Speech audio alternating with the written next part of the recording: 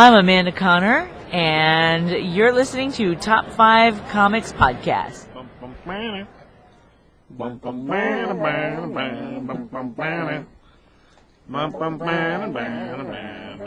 Welcome to Top 5 Comics Podcast. People talking about comics, pop culture, and events. With us today, we have Journey into Mystery with Josh. What up, what up?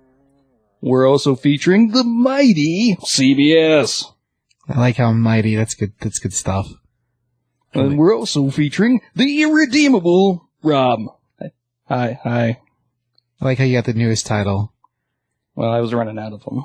None of us are Better A Bill. I don't think Battery Bill had a title. It would have had to have been like Battery Bill, the Star Killer. Josh. That was pretty good. I don't know if you even had that as a title. Was it Star Killer? No. No, it wasn't. It should have been, though. Horseface Thor!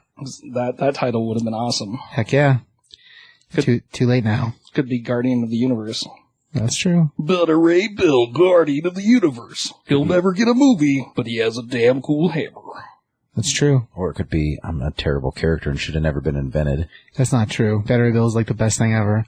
Horseface Thor, he's awesome. I think you're going for a Thor girl. Look her up, she's weird. Not girl Thor or current Jane Foster Thor. No, actually. Different character. Thor girl with quotation marks. Yeah. Welcome to Top 5 Comics Podcast. Man. Today we're doing episode number 110.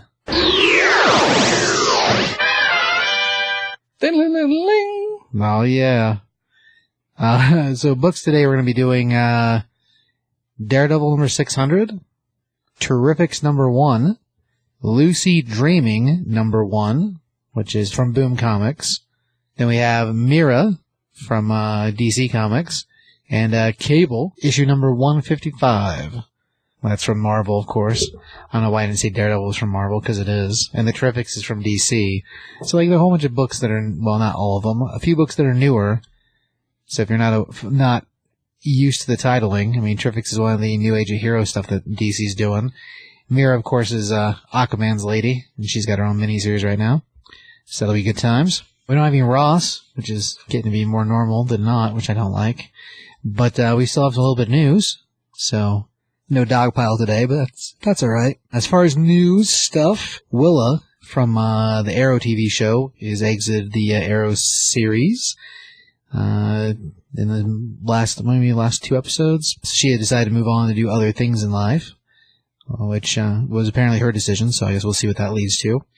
Hopefully, it leads to a Speedy and Arsenal show about hunting Lazarus pits, because I think that'd be freaking awesome, because I think she's great. So that's a little bit of TV news, I guess. As far as comic book stuff, we got an announcement that we're going to have a couple new Justice Leagues, which I don't remember if we talked about this before or not. We're going to have Justice League Odyssey is one of them. That guy's going to be written by Joshua Williamson, and at least the beginning the art's going to be by Steven Sijic. So if you've been following Aquaman like maybe 2 months ago, he was the guy doing Aquaman. Before that, he did a bunch of Witchblade stuff, a lot of stuff for Image Comics. The thing that's crazy about Odyssey is we're going to have Darkseid as a member. Would you say, what? Darkseid? And I don't know why you say it that way, but that's apparently what you said. Well, think about it like the little Loki storyline. Like, recently we had Darkseid turn into a kid, and now he's growing up. So this is Darkseid before he's adult evil Darkseid, which explains how that works, sort of. So I think that'll be interesting. We're supposed to also have Azrael on that team, and then a batch of other folks, but those two are like the craziest ones. Was Darkseid the most crazy of the group? Has it been confirmed that it's actually Darkseid? Yes, it has. Okay, because I was going to say, Grell had a child that was Darkseid's child. But it's also Darkseid. Oh. So think about Kid Apocalypse. Same idea. So it's like my own grandpa kind of thing? Kind of, yeah. Kind of. Yeah, it's weird. It's weird. But, I mean, that's kind of a cool thing. So we're getting a new look for Darkseid, and it'll be Darkseid before he's evil killer style. So that'll be neat. I wonder if this is how you make classic Darkseid the norm again. Maybe. Because New 52 Darkseid, I guess they're going to usher out, which is odd, because, I mean, like, I didn't feel like they changed Darkseid that much. Not really. Anyways. We'll see where it goes. There's also a relaunching of Justice League Dark, Apparently this one's going to be headed by Wonder Woman, so we'll see how that goes. Boo. I don't know a whole lot about that, but it's unfortunately we don't seem to see John Constantine on the list, so that's too bad. Boo. Oh, whatever. Justice League Dark was great. I love Constantine. That's I know. what I'm saying. I'm bummed out that Wonder Woman's leading it. Yeah, that'll be weird. There's nothing dark about Wonder Woman. Ah, she's willing to kill fools, man. Even before New 52. Breaking dudes' necks and shit. Awesome. Anyway, news-wise, I'm sure there's other things, but that's pretty much all I got this week. So, that's a fail for me. You got anything over there, Josh?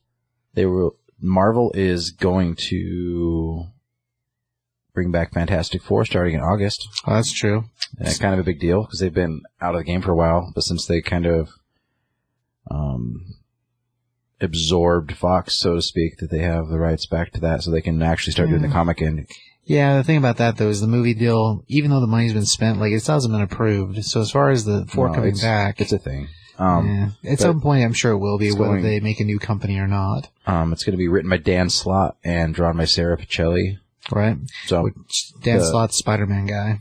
The little promo art they put out looks really cool. Like, might be really, really good. So I have always liked Fantastic Four. I'm probably going to be into that. So I see. I would much rather think that it's because the Marvel 2-in-1 is doing so well. It is actually really with good. The Thing and Human Torch.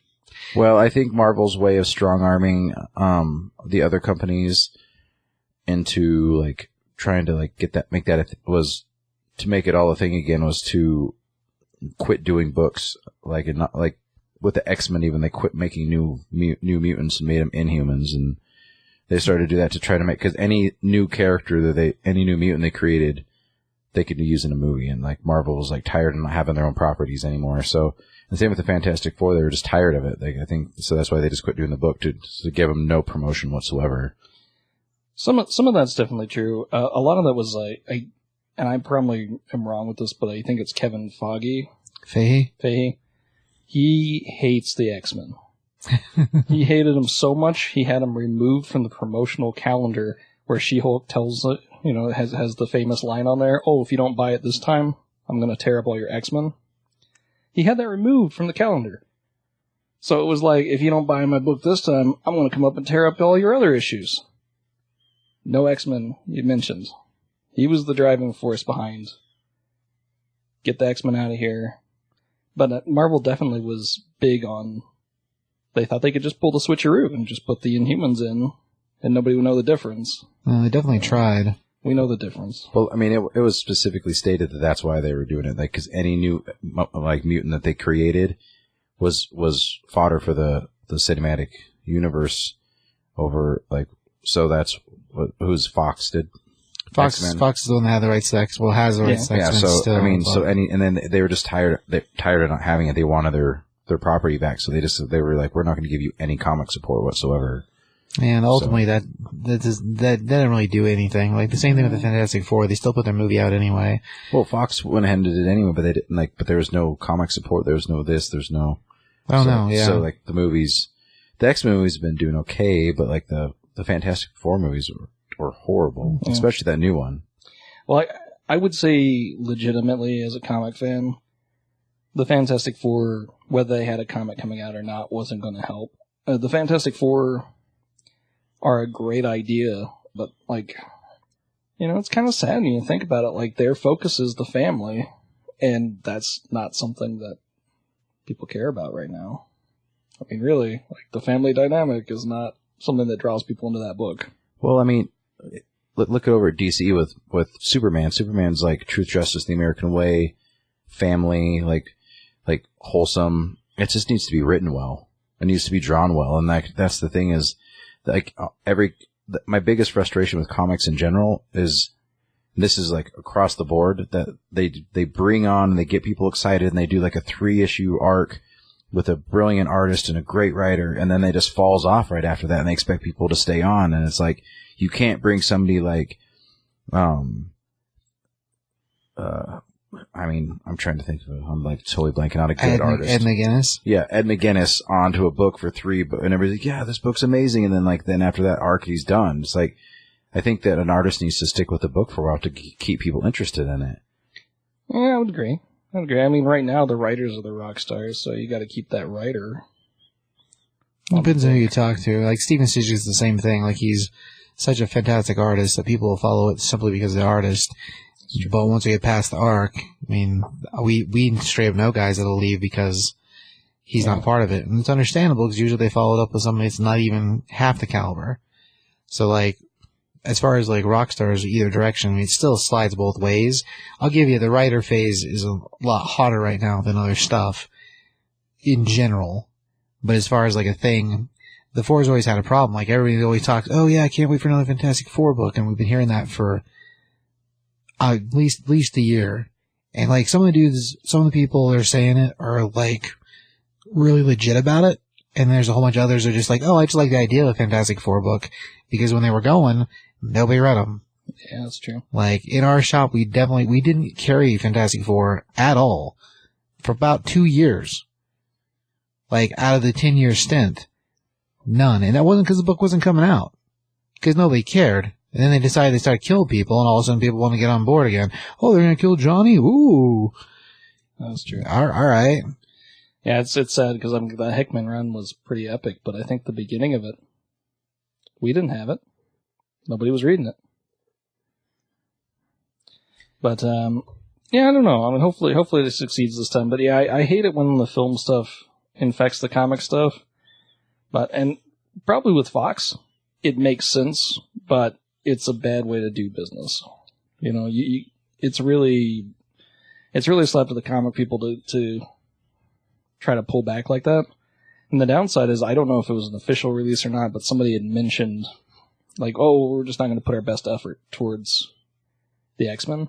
You know, there's a batch of writers that came out in interviews saying that they were told they weren't allowed to create new characters because anything new became a Fox property. So there's multiple writers that said that in interviews. Now, whether it was just two guys and it got around to a bunch of places or not, I mean, who knows? But distinctly, we saw a fall-off of X-Men books and a rise of Inhuman books. And then we had an Inhumans TV show that I've never seen, but I've been told did really bad.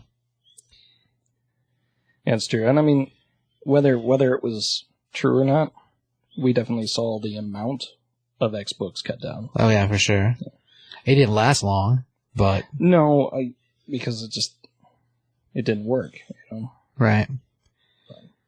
Yeah.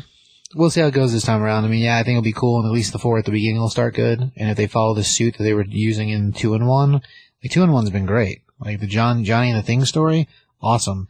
I really expected the Fantastic Four to turn out to be like Franklin, Valerie, Johnny, and Ben kind of thing. But apparently, according to the write-ups, it's going to be Sue and Reed. So I guess we'll see if the first family can hold on to it again. I mean, they killed Johnny, made the Future Foundation, and that worked okay while Spider-Man was there. Spider-Man punched out, and all of a sudden, no one cared. And then they had the second series of Future Foundation, and the second series was a totally different cast of characters, save for the kids. So it's basically power-packed with Mera. I like Mera just fine, but she's still, what, an Inhuman. So, okay. As far as the Thing, like, all those kids, like, they work good together. I think you mean Medusa, not Mera. Oh, yeah, Medusa. Sorry, redhead. My bad. I was confused there for a minute. I thought you were making an analogy. No, not at all. I'm not smart like that. Mera, which is looking me right in the face because she's sitting here on the soundboard, so. How you doing? Oh, yeah. No? Not me?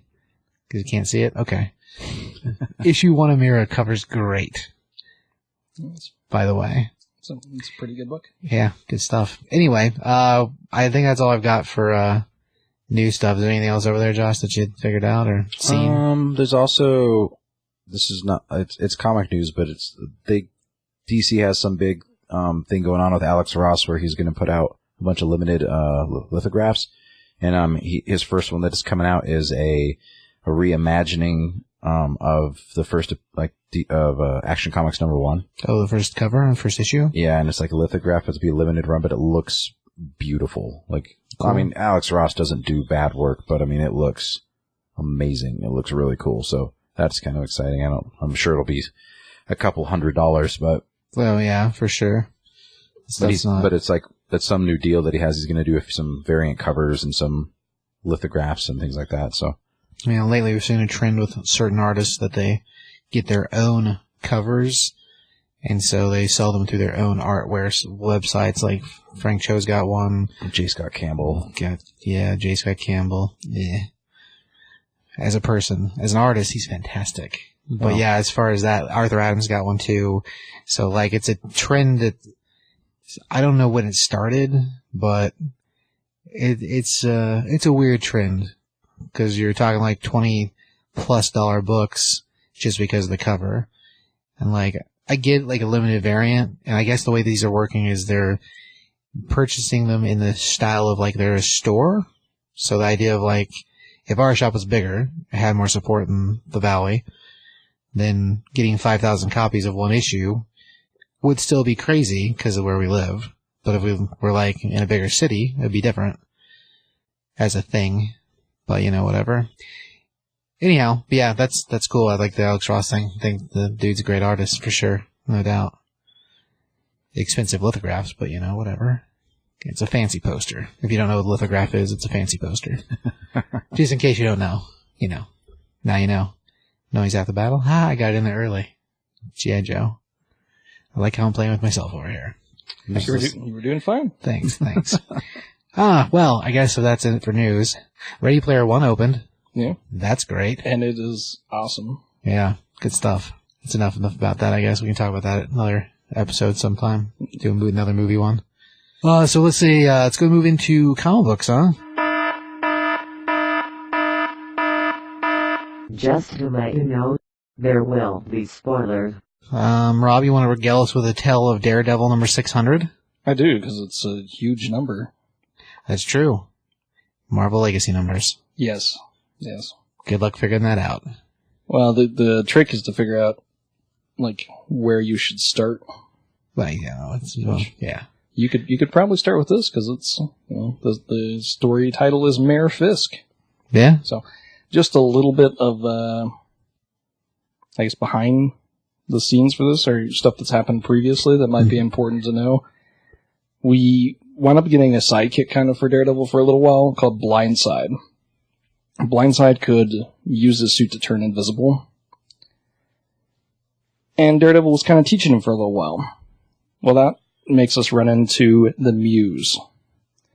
And the Muse is an Inhuman who seems to have probably enhanced strength and durability. Muse has been really big on putting graffiti out lately, but he actually ripped out both of Blindside's eyes. He's the guy with the most of the white covers and the red-black and the black he's got, outlines. Black and white. Yeah. And it's like his eyes are bleeding. Yeah. Blindside has then made a deal with the Hand to get his sight back, and probably took a lot more in than he should have.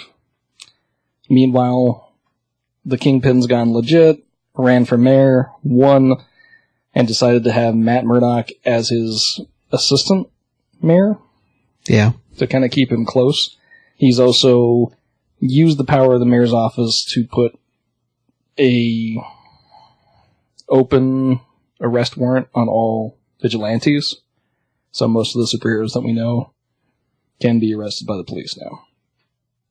Alright, so coming into 600. So at this point, does he know that Matt Murdock is Daredevil? He does. Okay. He does. He's been playing it pretty close to the chest on like how he's going to manipulate that. Because the rest of the world still thinks that Matt Murdock is not Daredevil. Because it's been out and then shown that he wasn't Daredevil, and then he's been shown that he was, and then... Yeah, so I'm not sure at what point we were still there or not, so... Yeah, at this point, people believe Daredevil and Matt are two separate people. So this one's going to be written by Charles Soule, and then I have art by Ron Garney. And the 600 issue has a lot of stuff going on. We actually open it up with Daredevil enacting a plan to try to catch Fisk, basically cutting up all of New York for all the crime bosses. He's got half of the underbelly of New York in this warehouse. So he's got Hammerhead and Diamondback and Black Cat and a whole bunch of other ones all in there ready to divide New York. Since Matt knew about it, he called basically all the defenders in and is going to spring a trap. So when Fisk gets in there, they'll all jump down, start a battle. Matt will call the police. By the time the cops get there, the cops are going to be more interested in arresting the gangsters than they are arresting the superheroes. Sounds like a good plan in theory. Yeah. Downside is they want to keep on waiting and waiting, and eventually the criminals start getting way too antsy. And one of the people that's there is Moon Knight, and he keeps wanting to be like, let's just jump in. Let's just do it. Meanwhile, we actually wind up having the Muse once again fighting against Blindside. Blindside has just defaced one of his big murals, and so Muse wants to show up and continue what he thinks is his epic story with Blindside. They wind up having a little bit of a battle, and Blindside gets kicked off the top of the roof, which leads to like Muse talking about how, we should just wait and conclude this battle at another time because it'll be a better story. And Blindside being like, no, we're going to finish it right now. This is the end of this battle, right? Or whatever. Once everything is said and done, though, the gangsters start kind of open firing on each other. The superheroes jump in to stop it. And what do you know? The police are already there. They come busting in from all sides to arrest everybody. The only one good guys, bad guys, doesn't matter. Yeah, the only one who held back was Daredevil and Misty Knight. I think another person. Oh, Echo. I think she didn't get arrested either. Maybe. Either way. So the police are carting off everybody, including Spider-Man, who winds up just barely keeping them from revealing his identity. We wind up catching up with the Kingpin, and he's just about to have this big rally in the middle of, I don't think it's Central Park, but it might be. I don't know if they actually said. It's probably more like a park in Hell's Kitchen, but regardless, Daredevil shows up to confront Fisk, because he knew that it was, Fisk set him all up. And Fisk it keeps trying to antagonize him to get into a fight with him. He's carrying around the sledgehammer and keeps trying to make Daredevil strike at him. And when Daredevil refuses, he goes to hit himself in the face with the sledgehammer. So that he can claim, Daredevil came and roughed me up before this big announcement or whatever. Of course, Daredevil stops him, but it leaves him open and he gets beaten the heck out of by the Kingpin, left there to be picked up by the police.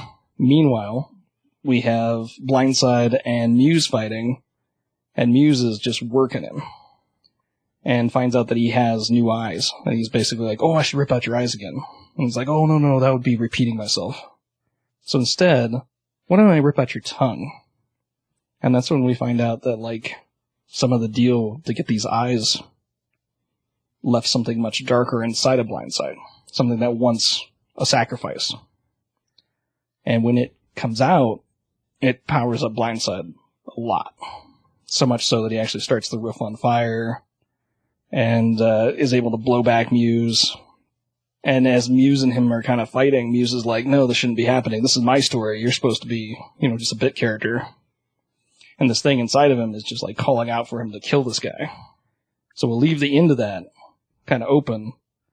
But the other thing is, when Fisk goes out and makes his big announcement, there's another really big thing that happens. And it's going to change a lot about what's going on in New York from there out.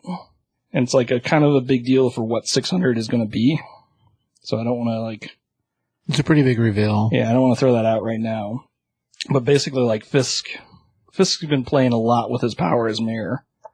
And he's done some things that now are going to come back to bite him. Or at least the people that are connected to him. But a lot of Fisk's sins are coming back on him in the story. So... But as for a 600, it's pretty impressive, and it has some pretty long-standing stuff for Daredevil. Cool. You got a score for that book, Rob? I would do a 4. I really enjoyed it. There was there's a few spots that it kind of drag a little bit, but for the most part, I thought it was actually a really, really well done story. It has big implications. Maybe it should have been more because it's 600, but the implications that are there are pretty out of control. And it does have a nice backup story where they reaffirm how important Foggy is. So, but yeah, for the most part, I would give it a 4. I enjoyed it. Cool. Josh, you got a score for that book? 3.5. I think it's maybe even a 3. I don't like the fact that they're just ripping off the Lex Luthor being president thing. It's like the same story. But that's so old. It doesn't matter. It's like it's been done. Like you take one of the biggest villains and you put him in a political seat, and then he abuses his power. It's been done before, and Lex Luthor did it on such a grander scale, and then he even got his own metahumans for a while, with Captain Atom and Hawkman and Shazam, even so. It's just kind of, I wonder if they might end up going that route with this too, the Kingpin gets his own metahumans to work for him, kind of thing. He was definitely doing some shady stuff while he was running the show. Not only setting the cops on all the capes, but he was still being basically the Kingpin. He was just being it on a lower level. The big manipulation that's been leading up to this point is him keeping Matt so close to him. So, right on. I split the difference between the two. Go with 3.5. Art's pretty good as far as his story is concerned. It does cover a lot of ground, and that whole treachery setup, because he knows Daredevil is Murdoch. Yeah. And so, keep your enemies close, but keep your friends close, but your enemies closer. I think that's a pretty big thing he's got going on in here. And, just the setup for it in general, fairly impressive. I mean, the in reveal, it's a pretty big deal. Yeah. Like you said, it's going to affect a lot of what's going on in general. But yeah, I give it 3.5. It's good stuff. There was one really cool point, and it just, for me as a comic fan, I love this, which is that we had this guy who's rattling off who the capes were that were arrested because he didn't even care. Right. All of his associates. But the first one that comes up that Kingpin cares about is Spider-Man. Because he's doing we got Mark Spector. Oh, we got Luke Cage. Oh, we got Jessica Jones. Oh, we got Danny Rand. And then he's and we got Spider-Man. He's oh, who was he? And they go into this whole thing we webbed up along the bottom of his mask, so we couldn't take it off. And he's we'll have to cut that mask off later. So, it was cool that they have gone back to, really establishing that people don't know who Spider-Man is. Right. And so that's still something that, bugs the Kingpin. That he still doesn't know who he really is. Right. And it's one of those sad things, in the cinematic universe, you'll never get that. I mean, we've already seen the trailer. We got Pete I'm Peter Parker. And it's funny, but it's just not the same. And it'll never be the same. I mean, it's just how it is. Yeah. It is. It does make for funny. I don't know. It's a funny line. Oh, I like the line. I think it's the line's good. It's way better than Batman's special power. Being Batman? For sure. Oh, hang on. Being rich. Yeah. Yeah, it was a disappointment. Yeah, I think it's way better. That worked out pretty good. All right. So I think, was the next one Terrifics? Is that right? Or was the next one Mera? Does anyone remember? Well, this was a Marvel, so if you want to go to a DC next. Well, both those are DCs. I think actually it was Mera. Was it Mera next? Mm-hmm. Okay, so we'll move on to Mera, I guess. So this is Mera, Queen of Atlantis, #1. This is the 6-part miniseries. Very stunning art. I love the cover for it, but the interior artist is fantastic. One of the things that I really like about it, and I know we don't get a chance to talk about it a whole lot, is that a lot of the visual storytelling in this is actually smartly done with her costumes. So you can kind of tell, this was before the New 52 really started. This is when they first met. This is now.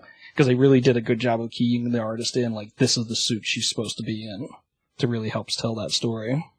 Well, yeah, and the group that's working on the book is Dan Abnett, is the writer, and Lan Medina. The inker was Richard Friend.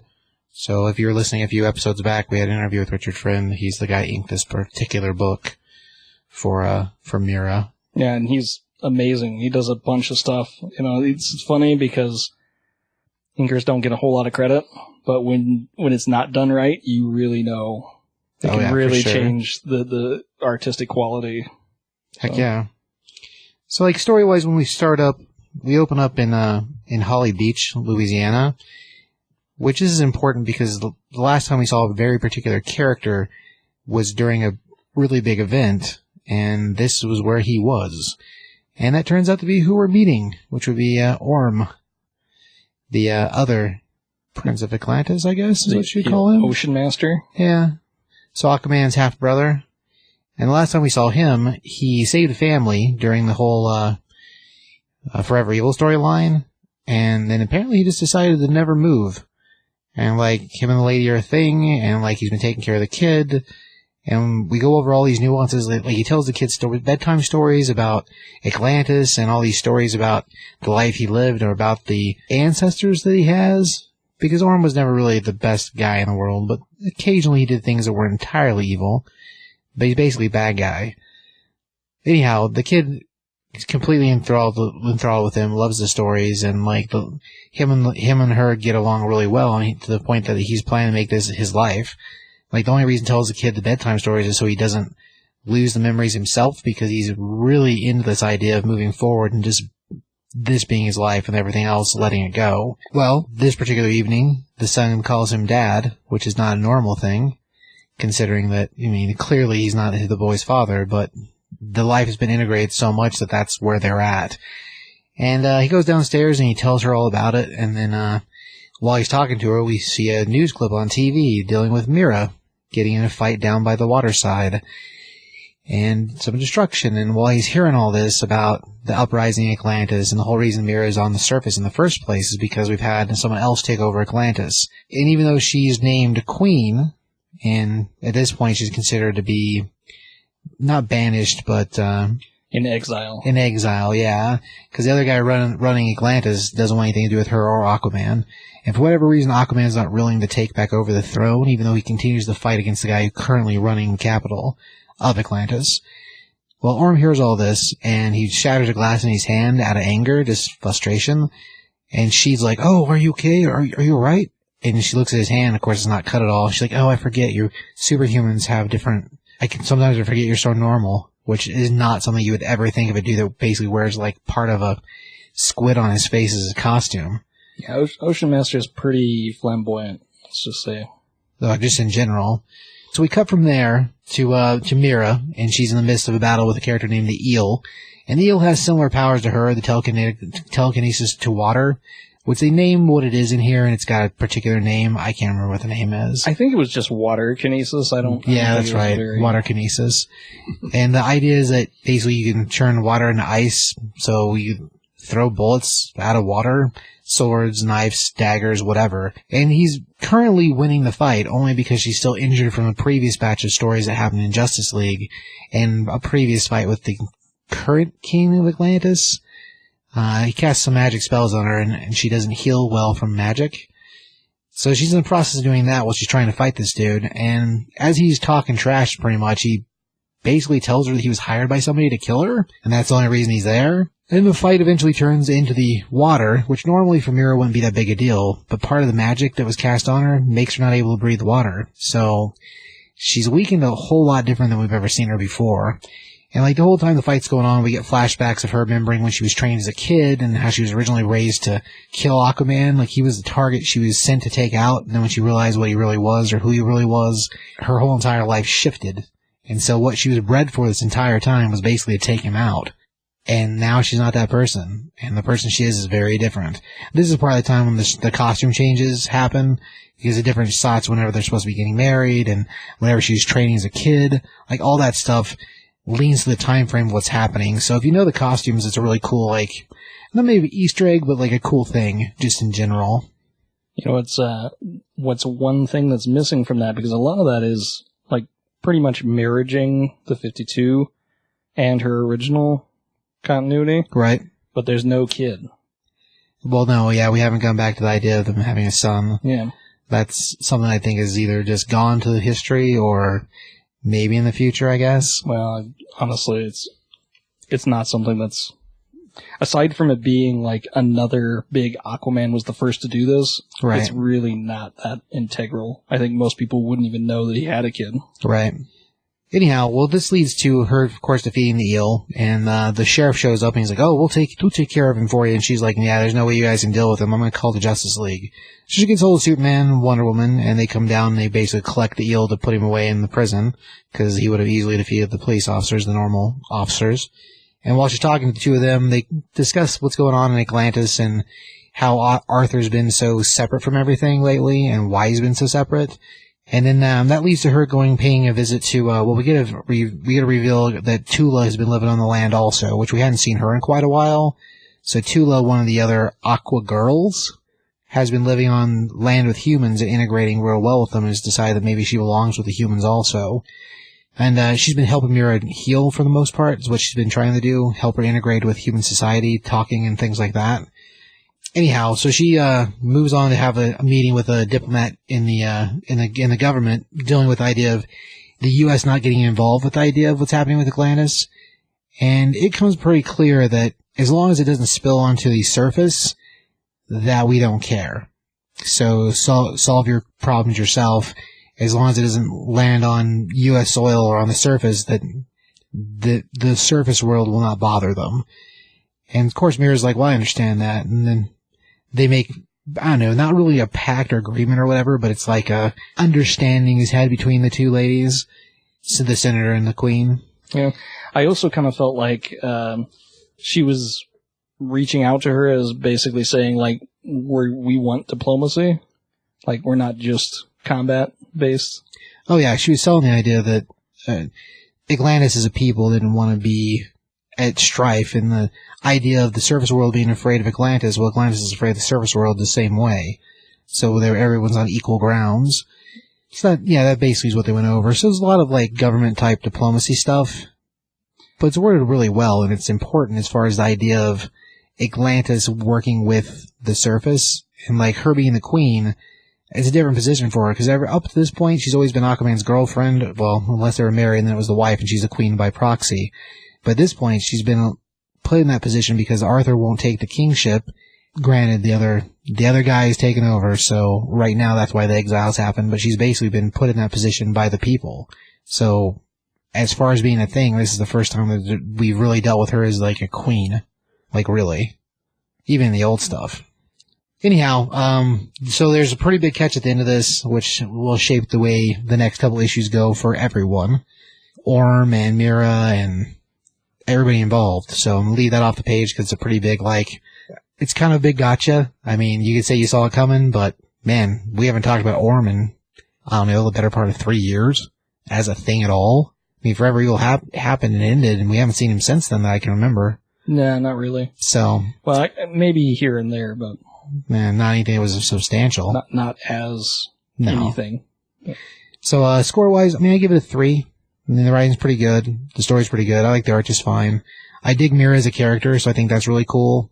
It'd be interesting to see where this wraps up, because for a short while we had her as part of the Justice League also, and they referenced that in this book kind of a lot. It wasn't just like a random team-up, like she was on the roster. So, that's pretty cool. And she was awesome in the Justice League movie for a little bit of time she was in there. Anyway, yeah, I give it a 3. Rob, you got a score for that book? I would also follow it up. I'd give it a 3 as well. I really enjoyed it. I liked a lot of how they played off the eel in her. And I think one of the nice things is that the eel could actually be a significant kind of villain now, which he hasn't been for a while. Up to this point, he was just like another in a long line of thug types. Yeah. But this shows him off a lot better. Yeah, I can see him showing up in other books now, whereas before, probably not. I also like that they addressed the whole Justice League in the room thing, which, I mean, a lot of times you go, oh, there's a problem, well, why don't you just call the Justice League? Well, they lay that down here, that this has to be dealt with by Atlantis, otherwise the decisions won't matter. Right, well, yeah, all that diplomacy stuff, that's part of that. Yeah, if an outside force comes in, it's not going to fix anything. But yeah, I actually really enjoyed it. I thought they did a great job of it, so I'd give it a 3. Cool. Josh, you know anything about Mera? I wish Ross was here. He loves Aquaman. That's universe. True. He does. He could talk about this for days. I feel bad because I didn't get a chance to read this book ahead of time. So, I do. The cover is amazing. But yeah, I'm not sure. I don't have really an opinion on this one. I have to bow out gracefully. Understandable. That's how it happens sometimes. You know, things and stuff. Things and stuff and stuff and things. Right. Okay. Well, in that case, we'll move on to Lucy Dreaming. Correct. Issue number 1. So Lucy Dreaming by Boom Studios. It's written by Max Bemis and illustrated by Michael Dialanis. Close I can get with it. It's an indie book. I like indie books. It's kind of my forte. It starts with this kind of outcast girl, and she's reading some crazy fantasy book at her kitchen table, and like talking about stabbing and death spells and things, and her parents are like, whoa, we thought you were reading that vampire book with the kissing, and she's like, pukes in her mouth. She's like, that's disgusting. I don't read that trash. Kind of hilarious. The art's really good when it's like showing emotion and facial expressions. Like the artist does a really good job in this. I like it. She's in school. She's bored. She's talking about how she loves English class the most, and she's just like feels smarter than everybody around her. And she goes home. She's brushing her teeth, and all of a sudden her eyes turn gold, and she's like thinks it has something to do with being a teenager and hormones, and she's like pissed off because she thought that it's supposed to be normal, and the next thing you know, she's dreaming, and oh no, like her parents' door is glowing, and she's like, what the heck are they doing in there? They're taking pictures? That's disgusting. And then she goes to sleep and wakes up, and feels like she's in a dream, but she's in some sci-fi battle on a ship, and like going through all this, like fighting people, and it's very Star Wars-esque. There's like, what's happening. There's like a Zap Brannigan type character in it, where he like thinks a lot of himself, and he's all handsome. There's an alien, and they're shooting people, and they're shooting aliens, and like it's very violent. And she gets kind of grossed out because how real it is. All of a sudden, this character comes out of nowhere who looks uncannily like Vader, and they're very Star kind of Wars lightsaber flavored. battling a little bit. Like it's jokingly, like I think it's supposed to be real similar. But then that guy, as he's like dying, basically says, "You're dreaming. You're not. This is real, but you're dreaming. You need to wake up and get out of here because you can get trapped here. And I know your dad." And she's like, "What the heck?" Realizes that this guy isn't the bad guy that she was just fighting. It's the Zap Brannigan type character. I mean, the Zap Brannigan type character is the bad guy, really. Right, he is the bad guy. Oh, yeah. Weird, right?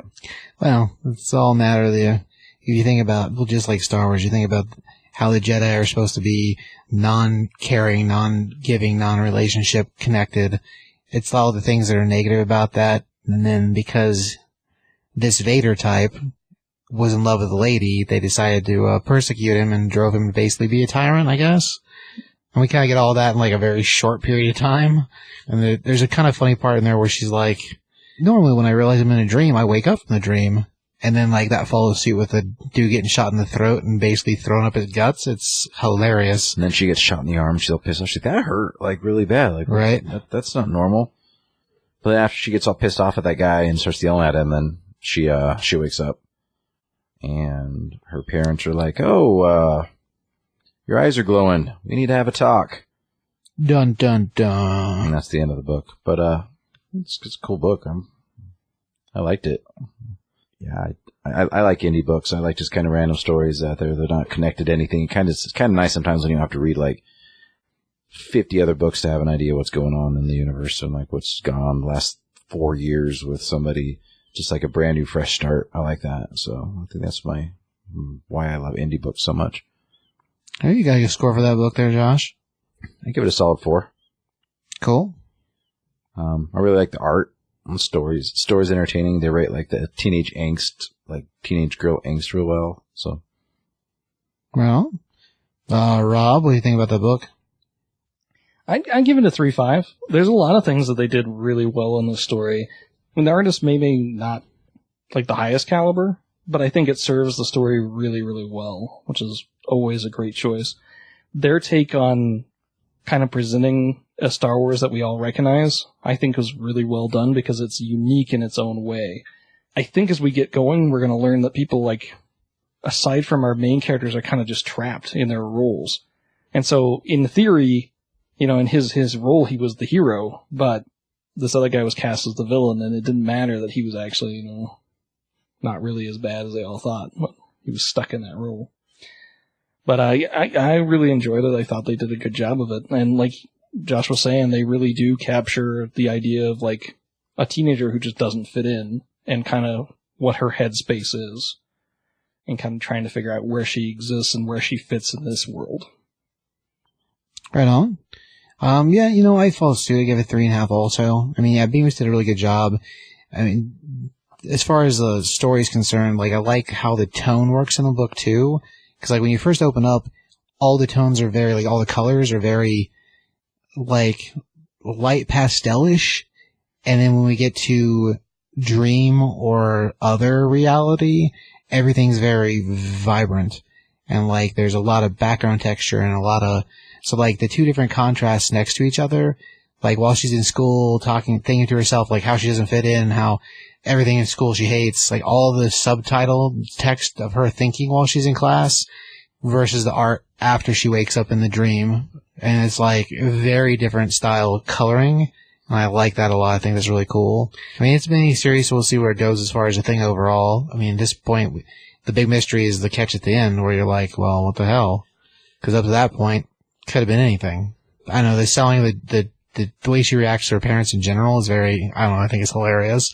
Because the whole throw-up thing about the vampire kissing book, like, she's eating cereal and she's like, oh, I threw it in my mouth a little bit. You're gross, Dad. Kissing's gross because boys are gross. Which is kind of hilarious. Anyway, I don't know, I thought it was really pretty good. I think Beavis did a good job with that. I think it's awesome.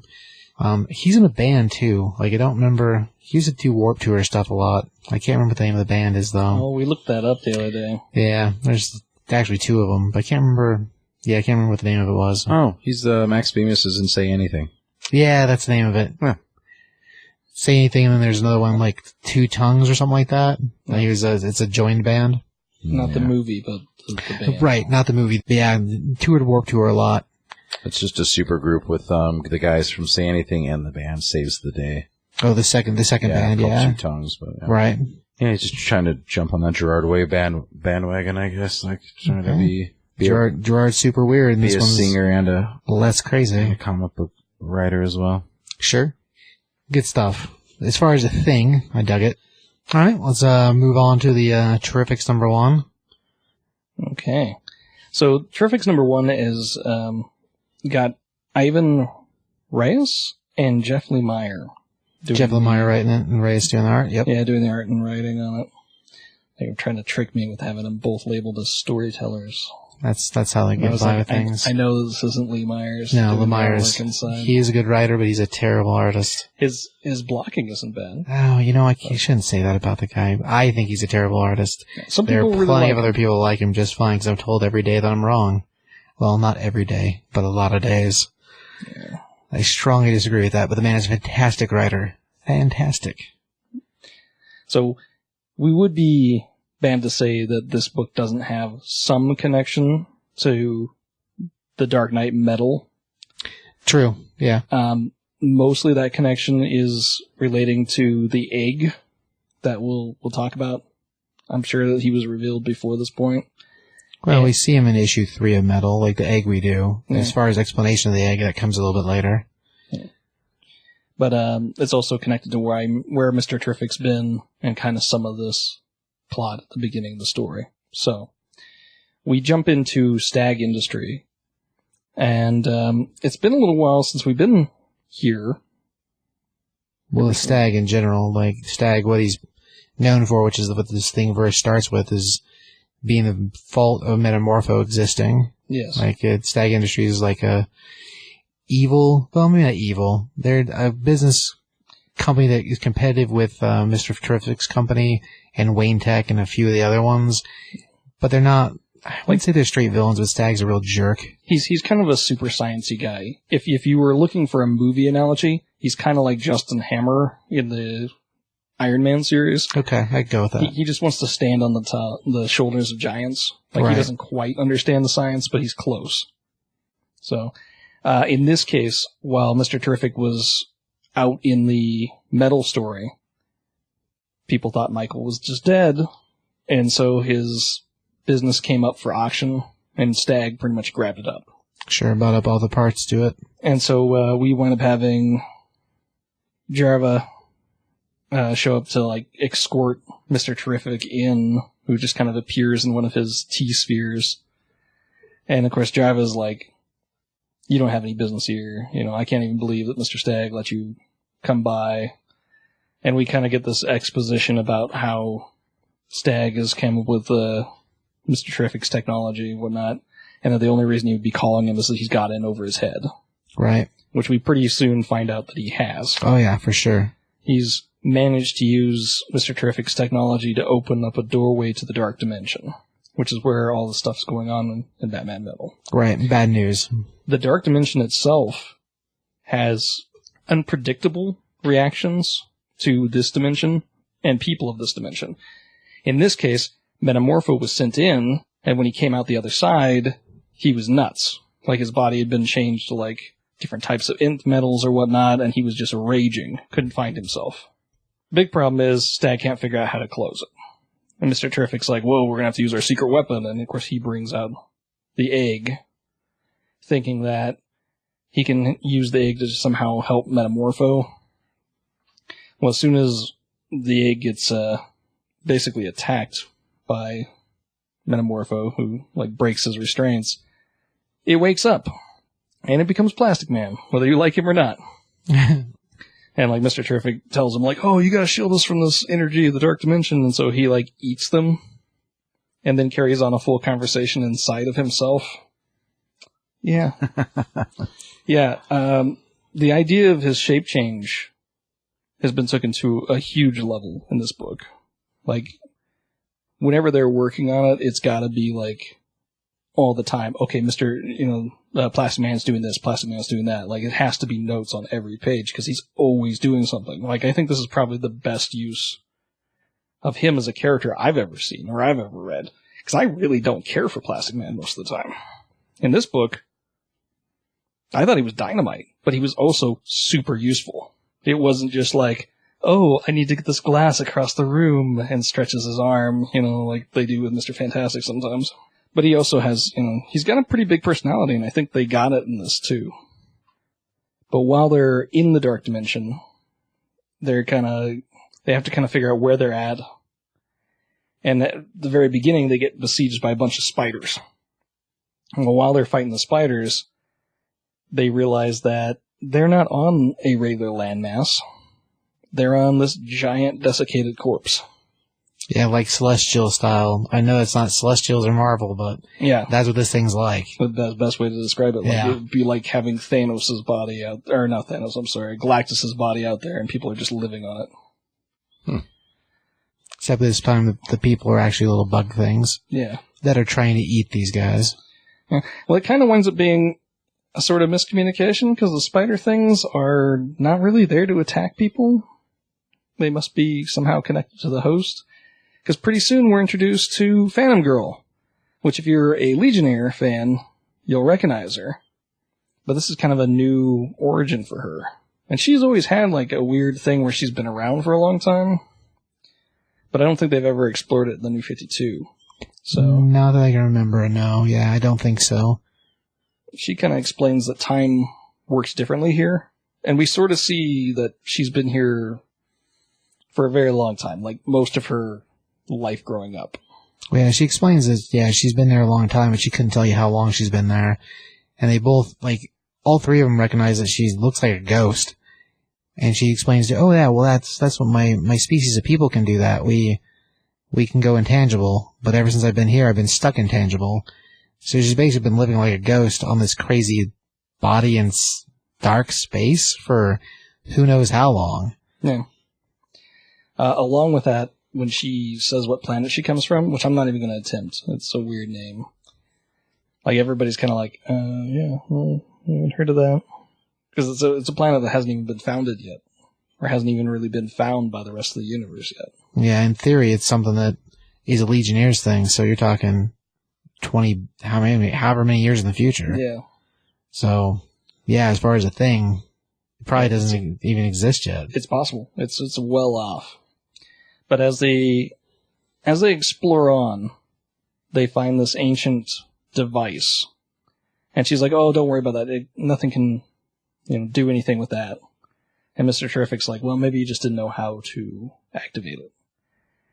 There is a message, and if you're a fan who's been rolling around a while, not just in DC, but in, like, kind of DC's extended library, you'll recognize who this character is. And it's kind of a big shock, because it's somebody that shouldn't be a regular DC appearance character. Has never been before. And it's pretty exciting how they put him in there. And they kind of leave us on this big cliffhanger with him in the dark dimension on this crazy body. And then, of course, the message. Yeah, it's pretty impressive. I was actually pretty surprised with it. So I was happy with it. I'd give it a 4. I was really excited with it. And I mean, honestly, for me, as soon as I see Plastic Man, forget it. I don't even care anymore. But the story really changed that for me. And there's been times, he was a significant part of the Justice League for a little while. And most of the time I could kind of deal with him. But like in this book, he works great. He plays off really well. And I think even Mr. Terrific really gets a benefit for him being around. Because Terrific can get on your nerves pretty fast. At least for me. And so I was pretty impressed that, like, they really balanced out the idea of, like, the tough guy role and the smart guy role and then the comic relief. And the comic relief comes off as very natural, I thought. So I don't even really know, like, what Mr. Terrific's deal is? Yeah, like, what's his powers? Like, what? I mean, I kind of get, like, he's a rich guy kind of with some stuff and he's kind of smart, but he's, like... He's really, really, really smart. Yeah, he's incredibly smart. Like, Michael... Is he Batman level smart? Yes. Oh, yeah. So, Batman would be diversified. Like, he's very smart, but he's also very physical and very ninja-y and very, like, full of angst. Michael is really smart, and then his physical is maybe a little less. But Michael's smarts are not in how to take down the world or how to run the world or how to plan every battle before it happens. His smarts are technology. How can I make not just the next thing, but the next thing? So a lot of what he uses is with these, they're called T-spheres. And they're basically like each one is almost like a supercomputer that can pull all kinds of different tricks. So it can do things from collate all kinds of information to like create invisibility fields, to create force fields to enlarge to a certain size, to teleport him, to be a traveling device. The T-spheres basically are the ultimate MacGuffin for Mr. Terrific. But yeah, it's his mind is what makes him like kind of a big hero. But the other side is that Mr. Terrific's the guy that you call when like stuff isn't working. You don't call Mr. Terrific like when Doomsday shows up. Gotcha. Right. Yeah. Because the T-spheres are awesome, but yeah, they're not gonna do much for that. No. But you know who you should call when Doomsday shows up? Well, in theory, you call Plastic Batman. Man. Well, you could. Yeah, I guess so. You could. See him evolve his way out of that. It would be interesting, wouldn't it? I love Plastic Man. Sadly, Doomsday would probably become Plastic Man with bone spikes. Yeah? And then he'd be invincible. Because he couldn't do anything to him, so he'd eventually just evolve to him. Yeah? As long as his mind evolved down with him, maybe Doomsday wouldn't be so bad, but... Well, yeah, I don't know. That'd be terrible. A rage monster full of spikes that could also stretch. Be bad news. Not only stretch, but just can become anything. Yeah, basically shapeshift. That's what he's really doing. It seems like even his shapes now take on the physical effects of what they are. So, and they've shown that with Dimsby too, elongating man. Like if he makes himself bigger physically, stronger, his strength and his durability increase too. Right. Which I think we see Plastic Man doing this too. So. Josh, do you know anything about that book? The Terrifics? It's exciting to have kind of another team book in DC. So, and I like Plastic Man a lot. I like Metamorpho a lot. So, it's like, they're both kind of B-grade Justice League like characters, but if they get their own book, I think that's some of what I like about this too, though, is that because they're all not like the super A caliber characters, like you're getting a really unique story. It's kind of like the Justice League International like style, where it's just like it's, you know, people have hung out with the heavy hitters, but they're not the heavy hitters, but like they have to get stuff done still. Yeah, in a way, this could be kind of like a Challengers of the Unknown sort of story, because I mean these guys are going to be going off and dealing with the weird stuff, not necessarily the threats to the Earth, but like gravity shut off for no reason in Idaho, so these guys come in. Yeah, I think it's a cool idea. So, what was your? Do you have a score for that book? Score. Just because I'm not sure where it's gonna go, I don't want to get too ahead of myself. I'm gonna go like 3.5. Okay. As far as score, you know, I'd actually follow suit with that. 3.5, I think, is a good score for it. The art's great. I mean, right. Ivan Reyes? Yeah, Ivan Reyes. He's done a lot of Green Lantern stuff. Like, the dude's a great artist. So as far as the art, I mean, it's awesome. I hope he likes drawing Plastic Man because I love his take. Oh, yeah. Like, this look for Plastic Man is kind of awesome. Yeah, I just, like, there's going to be a change again, I think, to that costume. But he's got the classic top, but just changing up the leotard. Skivvies? Yeah. Yeah, to like the shorts. Even that is just like enough to make him more palatable to me. And I mean, just hopefully he's having fun drawing him because like his take on Plastic Man is always changing all the time in that book. It's fantastic. Sorry, continue. Yeah. I am really excited about the character that shows up at the end. Oh, yeah. No, it's a pretty big deal. So, if you're a Alan Moore fan, then you should probably be into this book, too. That's all I'm going to say about that, because it's a mystery who shows up at the end. That's the secret, you dummies. But it's awesome. Should buy the book, and if you buy the book and you go, who's that? Wow. The next time you see it, you're going to be like, oh my gosh. Because like you're going to learn along the way why it's such a big deal if you don't know already. Right. But yeah, I give it 3.5 also. I mean, story-wise, Lemire's great. Like, he's an awesome writer. No matter how I feel about his art, I think he's an awesome writer. As far as storytelling is concerned, Mr. Terrific's neat. I mean, when they gave him his own series and was dealing with the other universe, I thought that was cool. As a team piece, I think he fits better. Because I think as I don't know, it's almost like they're kind of a Fantastic Four almost.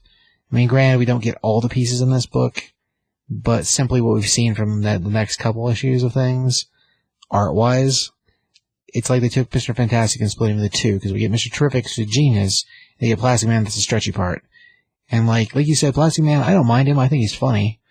But it's all a matter of like who writes him, whether he's good funny or like tedious funny. And like we're gonna get he's actually getting his own book. They're gonna do a Plastic Man storyline, standalone story that is being written by Gail Simone. And Gail Simone's freaking awesome. So as far as the storyline, I think if nothing else, that should be really cool, because she writes stories kind of like the Terrifics anyway. I mean, she did Sinister Star, the Secret Six, and Birds of Prey. She's a big part of that. But yeah, as far as like stories, she's a great writer, so I think whatever standalone she does will probably be awesome. But I think this whole Second Coming of Plastic Man is surprisingly good. I mean, if nothing else, this book is good. So I guess we'll see where it goes. That was a lot about nothing just now for absolutely no reason. Anyway, so yeah, 3.5, and then I'll stop with my nonsense. So yeah, I guess after that we want to talk about Cable. Cable number 155. Sounds like a good idea. And I love me some Cable. So. That's true. That's, in my head, it's way dirtier than it was meant. I just do. Yeah, there you go. One thing that Rob, before I get too crazy into the book, something that I never noticed before that Rob pointed out, though, like they do it in the little write-up right at the beginning, but yeah, I don't know if it's just something that I never picked up on before, but I always thought like Cable, his name was just Cable because it was cool. And I mean, there's even jokes about like, oh, what are we gonna call him? Well, Cable sounds kind of cool, and they just throw it out there, right?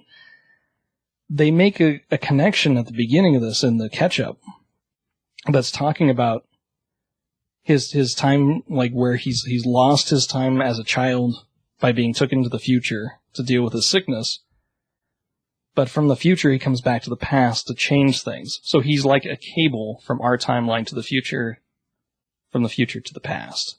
And so his name actually like has relevance to the way the character has been used, and it's always had relevance.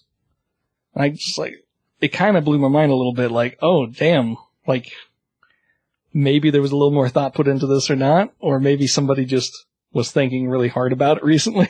I don't know, but I was impressed.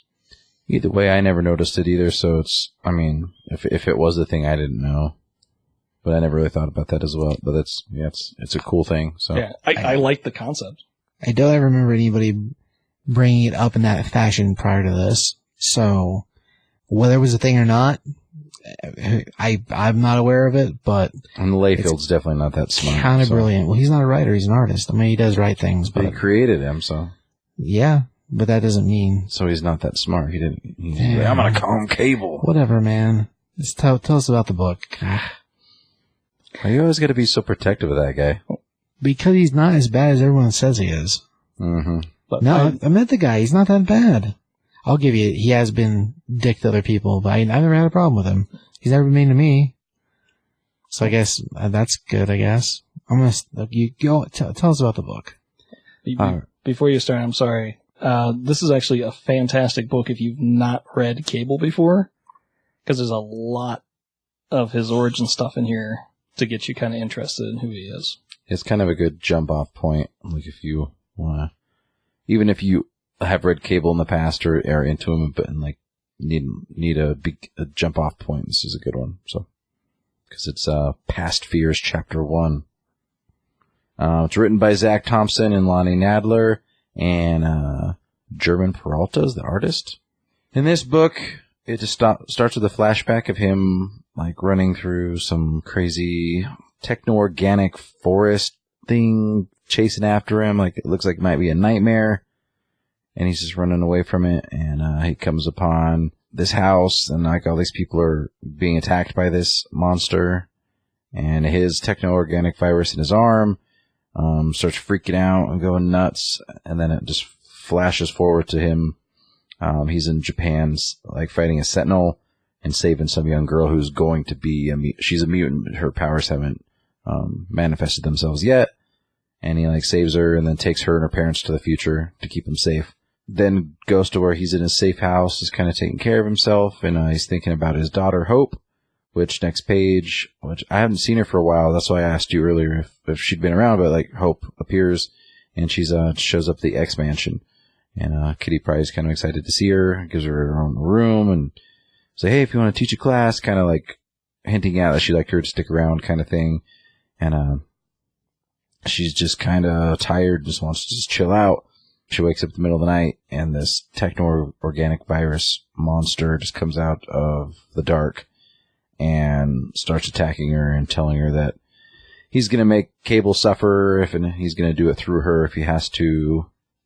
Next day, Cable appears at the X Mansion as well, and Kitty Pryde's not very excited to see him. Which, I mean, yeah, Hope just got attacked and everything, but I thought most people liked Cable. Yeah, Cable's kind of been on the outs for the last few years. But he's done some questionable stuff. One of the big things they talk about in the book even is that he took on the Avengers. There was a point where he dang near killed the Avengers because there was a possibility that they were going to take Hope out. Yeah, there's a big event that was called Avengers vs. X-Men, and at the heart of that has to do with the Avengers deciding to fight the Phoenix Force, and according to one storyline in the future, that is what caused Hope to get killed.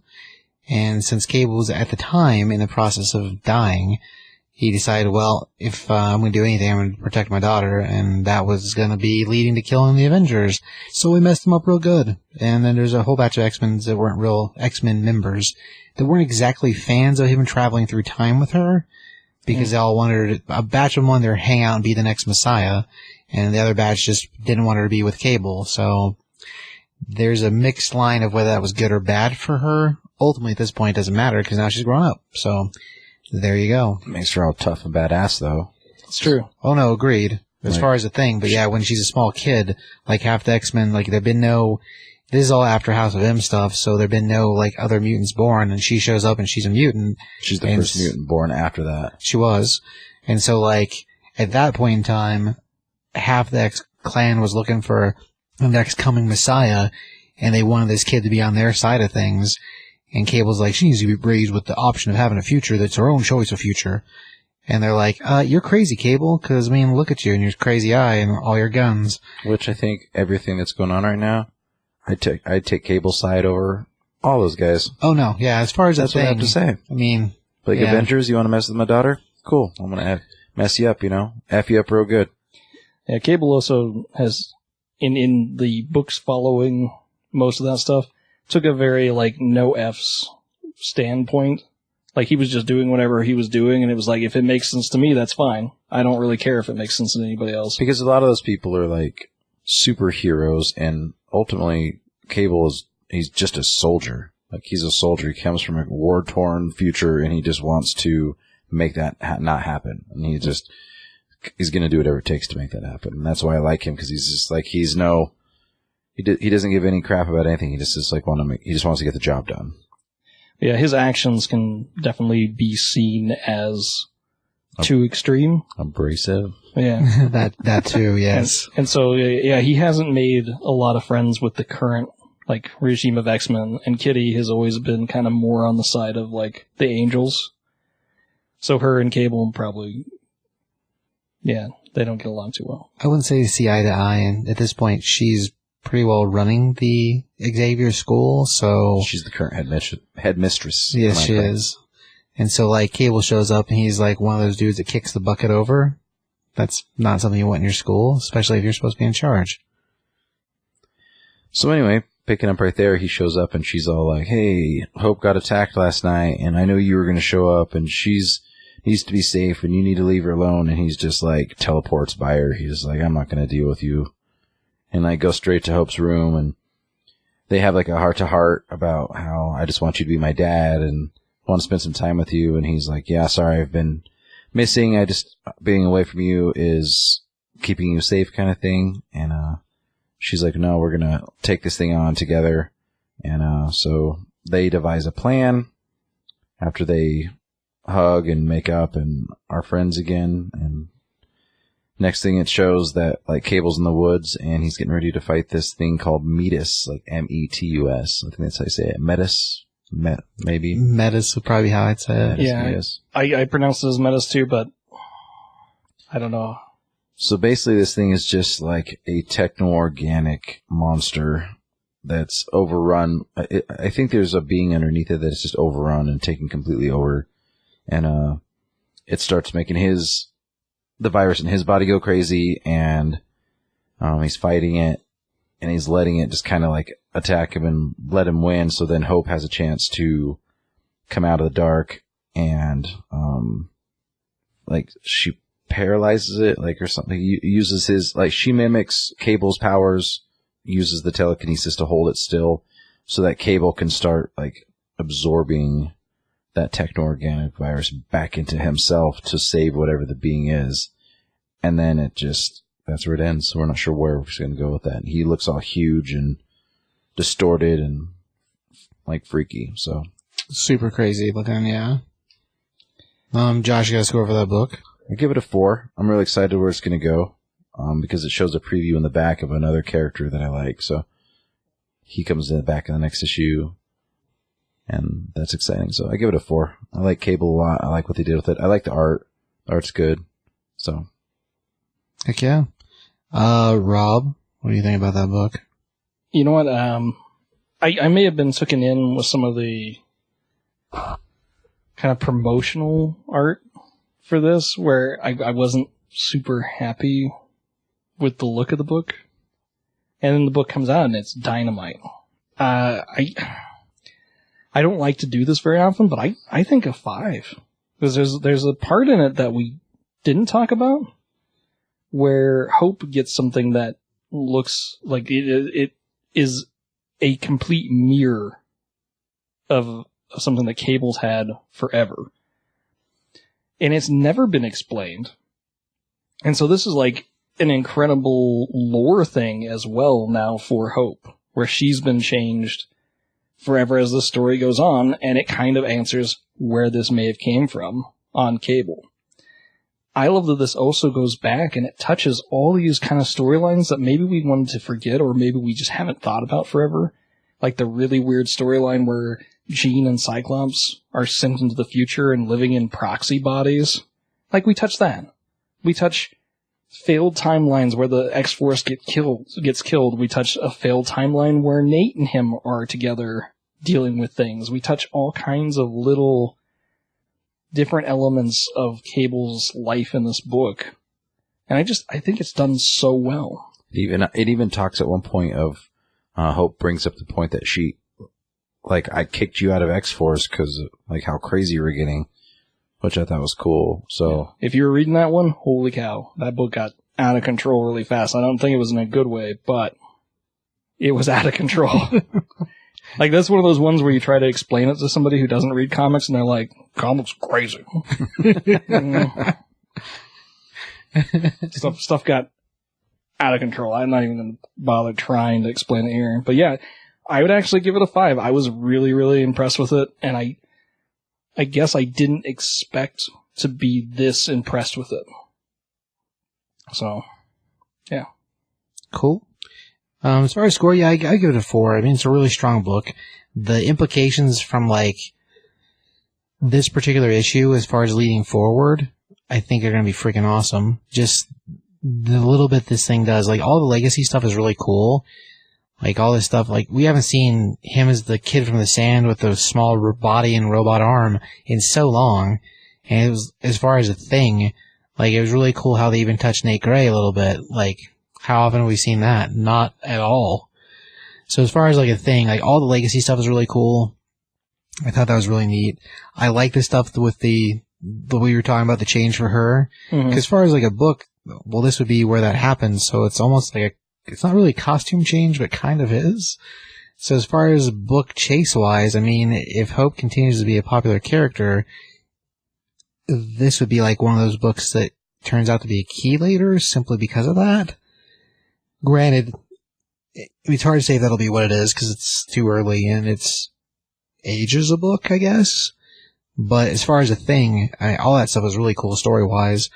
And as far as art, I think the art was really good. When you heard that crazy forest of technovirus is happening, like, it's crazy looking. Yeah.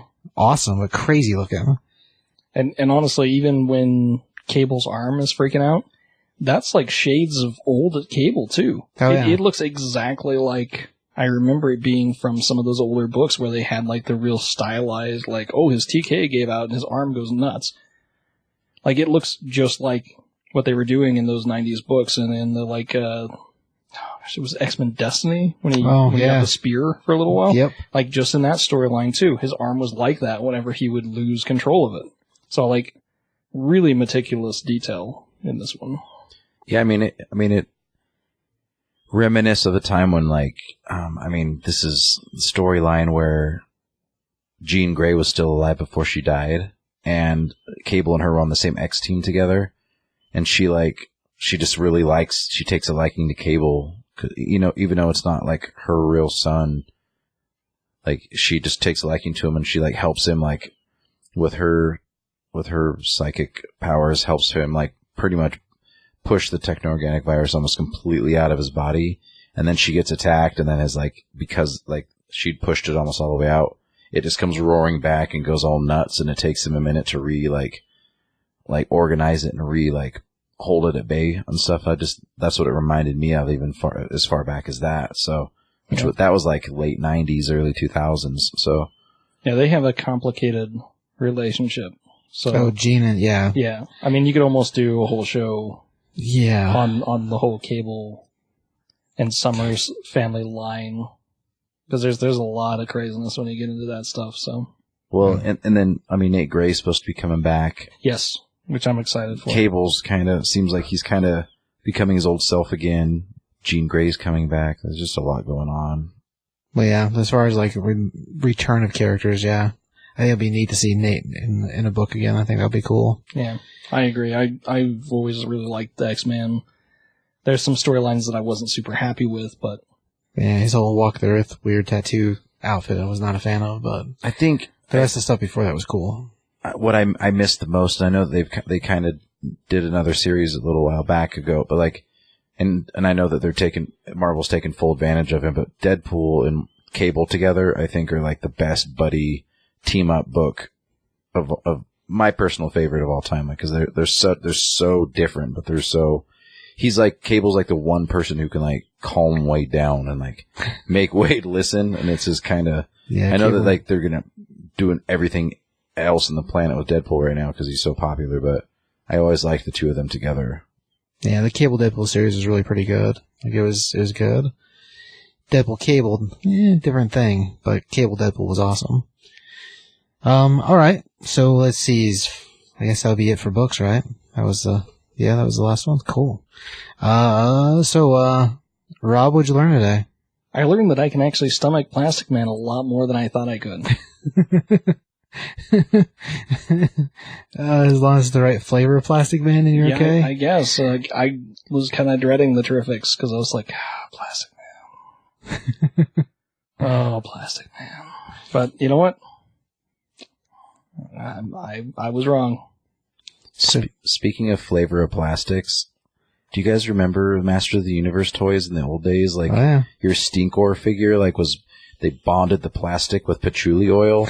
So, like, when you put it in, like, your bucket of toys or your toy box or wherever you stored any toy, it made all your toys smell all horrible. So, like, every kid, they got duped into buying that figure. Like, their figures smell like patchouli. Do you guys remember that? You know what? I don't know if I ever had Stinkor hang out with the rest of the He-Man.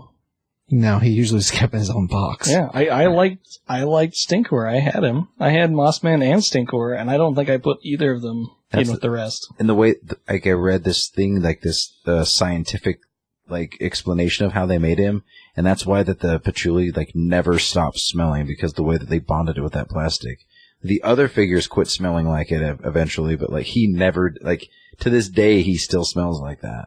Stinkor is still stinking it up. And I hate the smell of patchouli. It's just, like, so bad. You know what the worst thing is now? If you just get him a fashionable flannel shirt and a little hat. He totally fits in. He's a hipster now. Oh my gosh. Stinkor was like the first hipster. Sad but true. He could walk in and tell you that you're wrong. Like, your opinion's wrong. Whatever. Like, I don't like your colors. Your skunk colors. Gross. He has a stupid orange jacket. Are you wearing gloves with no sleeves? Yeah, whatever. It's cool. It's true, he did. Give him a pipe. Stinkor. Little mustache. Curls up at the ends. Like Snidely Whiplash. He could just do that with the sides of his face, the face hair on the side. That's true, he could, because he's furry. Man. So Josh, what'd you learn today? Man, it's always tough when you ask me this question, because I don't learn very easy. I learned a new thing. I learned that evidently Stinkor was the first hipster. That's what I learned. That didn't have anything to do with the comics. I learned that I miss Ross when we talk about Aquaman-themed things, because I'm not a big Aquaman fan at all, so I just like when he's around, he makes it sound more interesting. I can understand that. He's Aqua Ross after all, so. Aqua Ross. Yeah. Yeah, I know a lot of the lore, even a lot of, like, random, obscure DC villains, but, like, a lot of Aquamans still catch me. Like, the Eel, I never heard of the Eel before in DC. I know the Eel in Marvel. I know the Eel from G.I. Joe. Yeah. It's not the same thing. No. But, you know, it's cool that they're coming back and touching these characters, but, like, he just got some more knowledge on it. So, yeah. Teach their own, I guess. So, Rob, what did I learn today? You evidently learned that when somebody gets shot in the face and their guts, like, come popping out, you have a really odd response. Evidently, you think it's funny. It's true. That the guy's like, oh, my viscera is all falling on my face. Oh, this is more terrible than I thought. It's awesome. The worst thing is he keeps crawling around, like in the next couple panels, being like, oh, this is terrible. And they're just carrying on their conversation like, whatever. I actually wanted them to shoot him before long, just because it's like, you can't just leave that guy there. He's got no chin. He's going to show up later and be like, you guys just left me. Yeah, maybe he'll be a returning character. We'll call him Chin Guts. This would be a good name for him, I guess. I remember you, like, when you were looking, your reaction to that was like, oh man, it was awesome. And I'm like, it wasn't. His guts are like falling on his face. That was terrible. Just how he's talking about it. Yeah. It's great. I was like, that is the most horrible thing to have. So funny. Good stuff. All right. Let's do a couple books to watch, and then we can wrap things up. So I'll start, because I already mentioned the Plastic Man, Gail Simone, which I'm super psyched for, because I think that'll be freaking great. Because I love Gail Simone. I think she's amazing. Yeah. Awesome lady. Her husband's a nice guy, too, actually. They're both really cool people. So I think that'll be cool. I'm still super psyched for Death or Glory. Gosh, I don't know why I couldn't remember that name. I think that'll be awesome. Saw a little more production artwork for it. I think it looks great. I think that'll be awesome. This Justice League Odyssey, I'm pretty stoked for now. Because, like, initially when I read the whole, here's the cast, and it's like Darkseid, I'm like, what? Like, no, Darkseid's going to be like the Hannibal Lecter of the group. And I'm like, hang on. When was Hannibal Lecter ever part of a team? And I'm like, oh, well, I guess in that movie where he's Silence of the Lambs, he's in the cage, and they ask him questions, and he sort of leads them to things. I'm like, that's not part of a team. You'd be better off if he'd been like, no, he'd be like the Thanos from the Infinity Watch. And I'm like, that was a bad idea, too. anyhow, the idea of him being young Thanos, the idea of him being like Kid Apocalypse, that stuff I like a lot. And granted, he's not a kid. He's like, from the depiction, he appears to be like in his 20s maybe. So like think young Loki or Loki Agent of Asgard.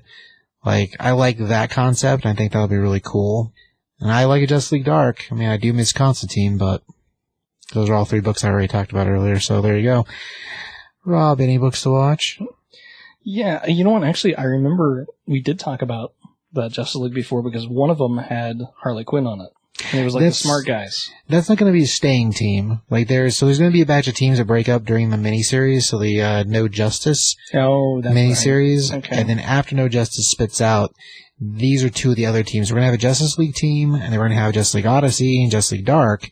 We're not totally sure what's happening with the Titans and the Teen Titans. However, they are getting special issues also, the same way Action and Superman are getting to wrap up whatever they're doing in the current stories. So it's hard to say exactly what's happening with that, because I don't think I've ever seen anything for it yet. But yeah, the teams in the middle for the 4-part are very different teams too, but they're not teams that are staying apparently. I hope they get like a Justice League Starro. I hope he sticks around. Well, he's in one of those, which is weird too. He's teaming up with Superman on one of them, isn't he? Well, yeah, he's on one of the teams, so I don't how that works.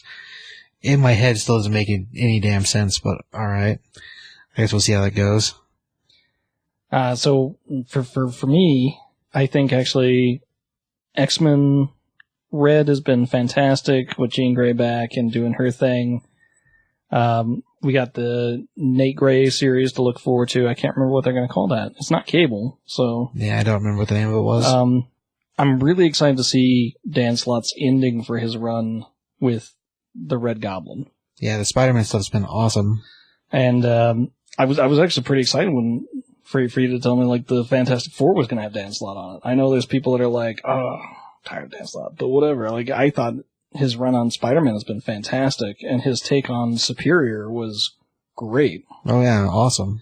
And this whole Red Goblin thing has been really, really cool. Astonishing X-Men has been fantastic. For DC, I'm really excited to see what Bendis' take on Superman's going to be. And hopefully he can find a good way to balance the family. You know, we're not going to have like I don't like writing for Damien kind of storyline going on where, you know, John just doesn't appear in the book. I've actually really liked where Titans has gone, so I'd be sad to see that one shut down, but I know Justice League of America is shutting down, and it's been fantastic, so, you know, pick up those last few issues of that. Birthright has been fantastic. They're doing some crazy stuff in The Walking Dead right now. We reviewed it just a little while ago, the Death's Bed. Oh, Deathbed. Yeah, Deathbed. Awesome. Totally blew me away, so definitely check that one out. Deadly Class has been great. Copperhead, even though I think it's on hiatus right now, has been fantastic, so... And if I haven't said it already, I probably did, but Birthright has been... Just a second ago. Really good, yeah. So check that one out twice, buy 2 copies. Hey! Just throw the other one away. Surprising enough, that's the same guy writing the Justice League Odyssey, Joshua Williamson. There you go. So, good stuff. Josh, any books to watch? I'm getting kind of excited about this Shattered Grid Power Rangers storyline. We actually are going to see, they've done some promo shots of like another character that's on evil Tommy's side that you didn't realize was going to be there, and she is just as evil as he is, which is crazy. So it's the evil version of a Pink Ranger. Oh yeah. So yeah, it's going to be quite the thing. Like it's seems really neat. It's a cool idea. So and then there's going to be for one of the cons coming up. I'm not sure which one it is. I don't know if PowerCon maybe is that one of them. That's like New York, San Diego, PowerCon, or WonderCon maybe was. WonderCon's probably the one you're thinking of. They did that version of Tommy where he's both the White and the Green Ranger. They're doing an exclusive figure for one of those cons, which is kind of cool. Oh, that is cool. Yeah. Yeah, that's neat. Yeah, you know, Power Rangers is one of those books that it would be pretty easy, I would think, as a creator, to just sit back and be like, yeah, just let it take care of itself, you know? We don't really need to break new ground, but like Shattered Dimension is actually... Grid. Sorry, Shattered Grid. Yep. Sorry, Spider-Man. Shattered Dimension. It's alright. But, like, that's actually pretty big, because it's not following anything that any of the series have done. And it's real dark. Yeah, so far. Because they're supposed to kill some people, too, so... And they're going to bring in some characters from the other like teams and stuff like that. But well, yeah, Dark Tommy is definitely not just, he just seems like he's a bad guy. No, he's a bad guy. Well, he killed that whole dimension, team, yeah. Jason, like to get the White Ranger powers as well. Yep. And they actually, in some of the promo shots, which are online, so I'm not like, this isn't like a spoiler alert, it might already be out, but like, the sword that talks, it's like kind of like Tommy's like, hey, do this. The White Ranger Tiger sword. Yeah, he like kills it. He like breaks it in half. He's like, quit talking to me, and like breaks its head off. Take that, Tiger sword. So, yeah, that's pretty, It's super crazy. And they did a freaking crazy thing with one of the first issues. They polybagged it with a whole bunch of random issues inside. Well, random covers. Random covers. The covers are... So, like, when they did the first issue of the first series, we have the different helmets. This is the same idea, except it's Tommy holding the helmets, and they're kind of cracked, I guess. Yeah, and it's polybagged up, so you don't know which one you're going to get. Oh, so it's just a blind draw? Yeah. Oh, that's cool. Pretty neat. All right. I think that's it. Anything else? This is Rob's first take. The listening audience, like CBS may have another podcast that we started doing, but so we kind of moved the podcast studios to a different place. Like, how'd you feel tonight? Feel a little bit more comfortable? How you feeling about everything? Not really that much of a difference. I'm trying to make things a little bit easier on everybody. I'm a professional. This is normal. That's what I like. The seat's less hard, but honestly, for me, it's the same. But like, I do a lot of talking on a headset because I also have a YouTube channel. That's true. Either way. YouTube channel. Was telling me about that. Yeah, you do like Ant-Man 2050? Yeah. 2050. 2050. 2050, 2050, it's fine. As long as you're not a kid trying to call it on the phone. Remember they told you not to tell kids 9/11 because they'd look for the 11 button? Oh, right. That's an old reference, right? I didn't know that. That's funny. Yeah, they said, like, especially when we were growing up, they were like, don't tell your children 9/11, they'll look for the 11 button. Because kids are stupid. 911. That's right. 911's a joke in your town? That was a song. Anyway, if you go to the Top 5 Comics podcast.com, you can actually find a list of the different shows we do. It has this show on it, and then it has Anime 2050's YouTube channel. It has Never Been Done Podcast, which is the other podcast Josh was talking about. And if we can get Ross's Life and Gear after college stuff, which is more important, we're hoping to start a Nintendo Country channel. So we'll see. You know what it sounds like? It sounds like we're doing a lot of stuff. It does. It does sound like that. You could bonus your life by picking up one of these podcasts. That's true. You know, so there's a lot of time. You're driving, you're doing stuff, you're doing homework. Maybe not while you're doing homework. You're relaxing in nature. You know, you're enjoying a babbling spring. That could be better with a podcast. If you're behind on books and you want to hear about some stuff, maybe like, oh, that's a good idea. Maybe. I'm appreciating you guys letting me be on periodically. Like, I've enjoyed this. Like, it's gotten me back into reading some more books that, you know, like, because I get a little bit too busy and lose my mind, and like weeks go by and I'm like, is it still January? And it's April. So that happened today. Yeah, for sure. Well, sometimes, you know, maybe you want to just have a discussion about a book and you're not sure where to go. Because if you go online, you know what you're going to get? Loads of trolls. Loads of them. All the comic book guy. Every single one of them. It's terrible. And CBS. I don't do troll stuff, though. I mean, occasionally I'll be like, oh, spoiler alert, this one Jesus dies. Oh. No, it's also Passover. It doesn't matter. Keep going. I get you. It's a joke because it's Easter Sunday. But yeah, you know, I mean, like, you go, oh, hey, I didn't see Hope in a while, and then you get like 5 responses like, oh, she was just in this book. She was just in Jean Grey number 11. Oh my God, why didn't you know that? Like, who knows that? I'm not reading Jean Grey. And you know what I say to that?